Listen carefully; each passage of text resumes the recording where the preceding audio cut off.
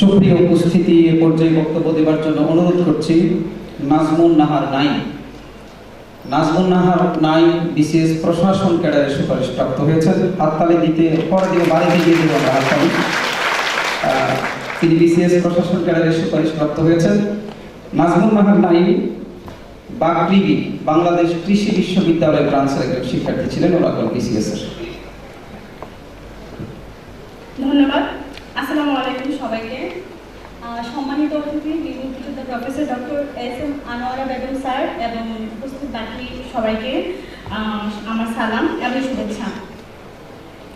আসলে ওরাকলের প্রতি একটা স্পেশাল কৃতজ্ঞতা থাকবেই আমার সবসময়। এটার একটা কারণ হচ্ছে আমার কখনই বিসিএস এর প্রতি ঝোঁক ছিল না বা ইচ্ছাও ছিল না।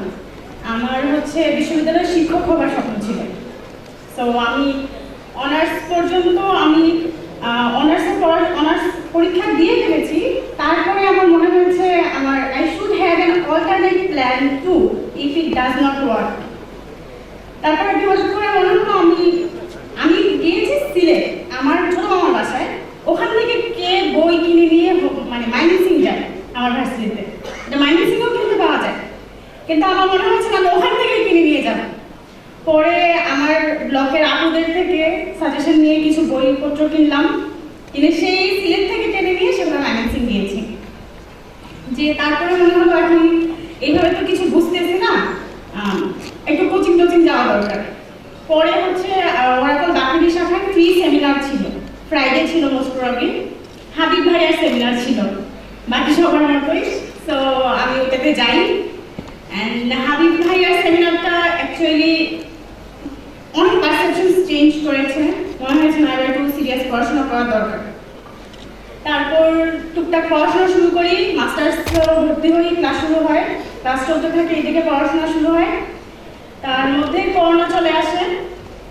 তারপরে হাবিব ভাইয়ার সাথে যোগাযোগ ছিল, বুড়ারা ভাইয়া বাংলার ক্লাসে ভাইয়াকে আমার একটা সমস্যা হচ্ছে আমি কোনো কনফিউশন থেকে পড়তে পারি না। একটা প্রশ্ন কনফিউশন হয়েছে, আমি ওখানেই আটকে থাকবো until I get it clear.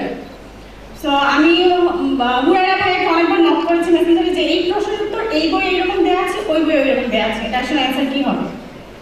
তো এইরকম হাবিব ভাইয়ার সাথে সবসময় যোগাযোগ ছিল, শুধু প্রিলির সময় না, ভাইয়া রিটেনের সময় আমাকে অনেক গাইডলাইন্স দিয়েছেন, মানে সবসময় খোঁজ নিয়েছেন।